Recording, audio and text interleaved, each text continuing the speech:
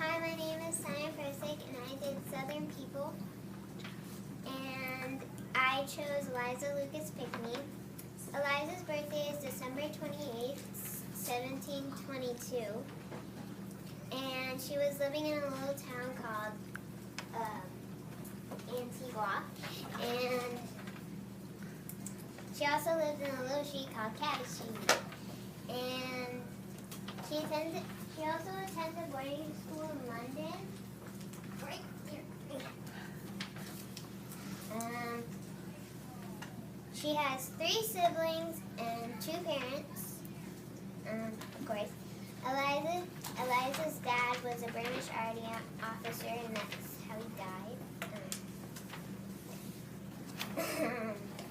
Eliza and her family moved to Charleston in South Carolina. When she was about 16 years old.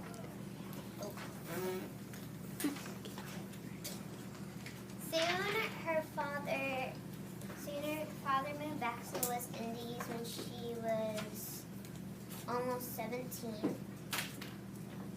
Eliza and her father were sending messages, and since he moved. And Eliza's dad was also sending indigo seeds that she planted, and she found out they made an excellent dye for cloth making. So then she exported it to her family and friends, and he sent her about 130,000 indigo plants a year, almost 1 million. And she also studied different kind of plants. And why did she like plants so much? Because her favorite subject in school is botany. That's when you study different kind of plants. Oh yeah. And there's like some plants that some people don't really know. And Eliza also studied different kind of crops, like I forgot what they're called, but when her parents died, she had to take care of 3 siblings. I don't know their names, but they were younger than her, and that's why she had to take care of them. And after the siblings went their way, she met a man named Charles was her first love, as they say. They got married and became Mr. and Mrs. Pinckney. And Charles was known as, I already said that. Eliza's job was working as a slave. She made being free a right. And Eliza was also against slavery because she didn't want people to be treated like that. Eliza had 1 son and a husband. She put her son in the same boarding school to get the same education in London. The progressive education enabled her son to join the army, and her son died in the Revolutionary War until Charles and Eliza were still working as slaves. Charles soon died, and Eliza continued to be against slavery. The Revolutionary War has come. It's not done. Guns Tell us about kept your flying, visual. Yeah. And rockets were flying. And nobody would stop firing till the war had ended.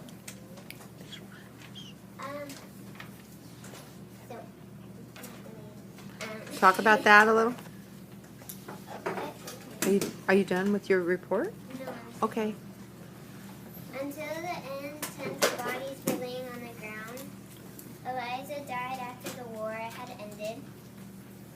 Eliza was so recognized that George Washington came to say she was a great hero at her funeral. So we will all remember the great heart of Eliza Lucas Pickney. Bye. Thank you. When I did my report on the middle columns. Keep First, looking. they were called the breadbasket colonies.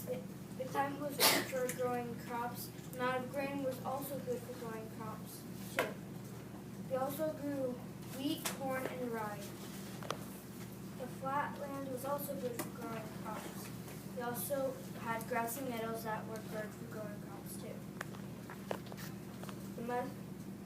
The land was much better than growing than in New England was. Next, the King Charles III thought that they were a problem because he wanted it to have more natural resources and control of the fur trade. They were a reason that he had trouble with that, but they did not stop him. Then Africans also lived in the breadbasket colonies.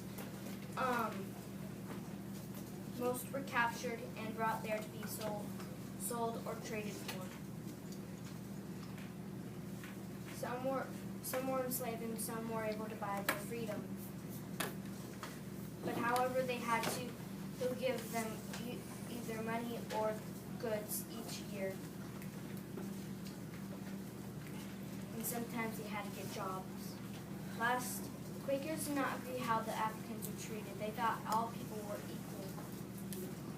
They never were loyal to the king or the country.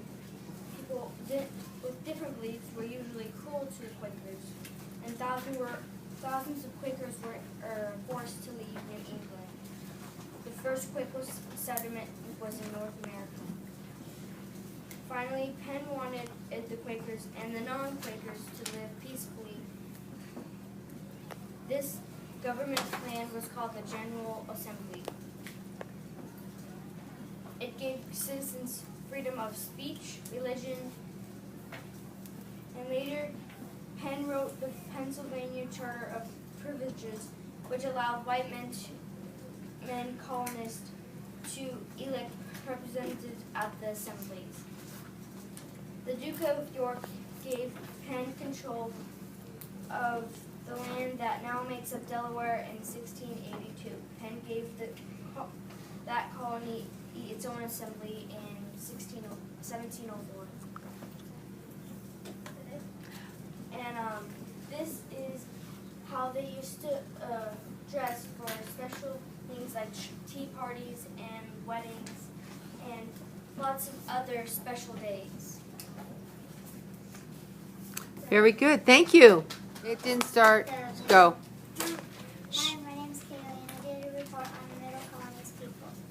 First of all, the Middle Colonies are part of what is now New York, New Jersey, Delaware, and Pennsylvania. Look up.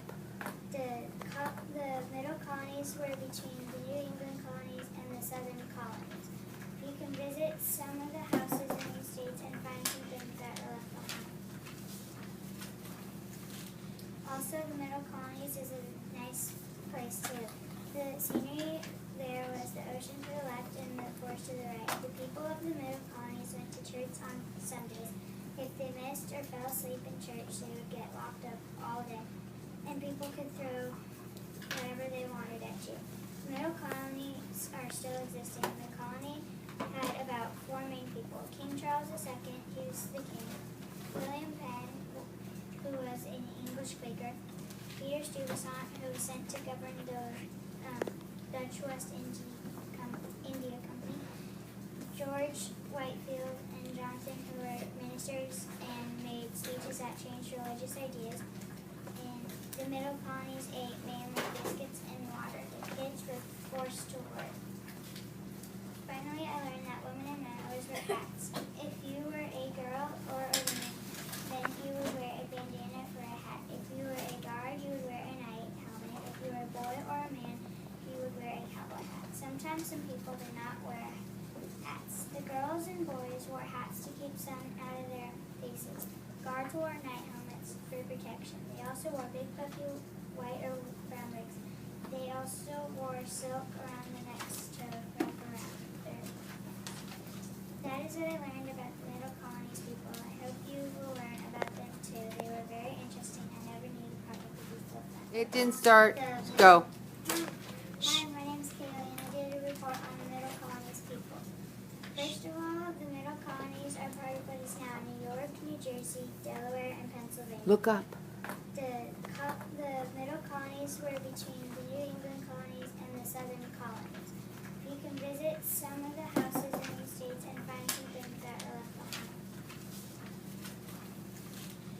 Also, the Middle Colonies is a nice place to live.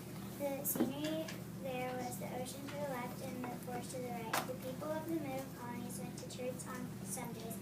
If they missed or fell asleep in church, they would get locked up all day, and people could throw whatever they wanted at you. Middle colonies are still existing. The colony had about 4 main people. King Charles II, he was the king. William Penn, who was an English Quaker. Peter Stuyvesant, who was sent to govern the Dutch West India Company. George Whitefield and Jonathan, who were ministers and made speeches that changed religious ideas. And the Middle colonies ate mainly biscuits and water. The kids were forced to work. Finally, I learned that women and men always wear hats. If you were a girl or a woman, then you would wear a bandana for a hat. If you were a guard, you would wear a knight helmet. If you were a boy or a man, you would wear a cowboy hat. Sometimes some people did not wear hats. The girls and boys wore hats to keep sun out of their faces. Guards wore night helmets for protection. They also wore big puffy white or brown wigs. They also wore silk around the necks to wrap around their necks. That is what I learned about the Middle Colonies people. I hope you will learn about them too. They were very interesting. I never knew the probably people of them. My name is Mackenzie, and I'm doing my report on life in the South.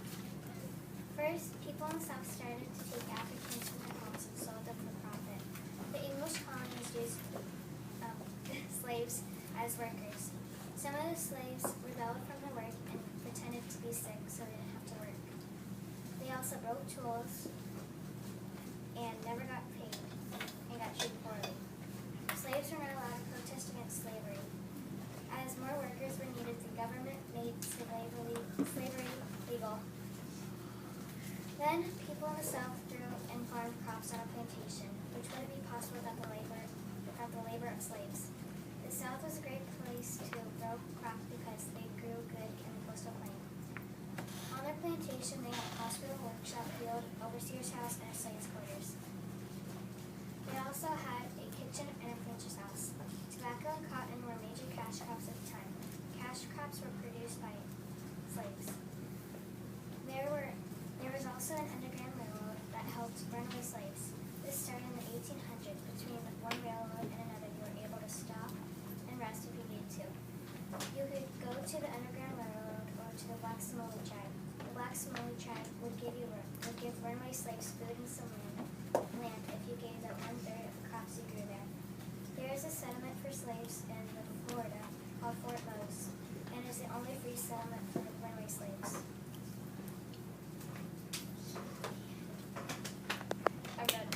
All right, the end.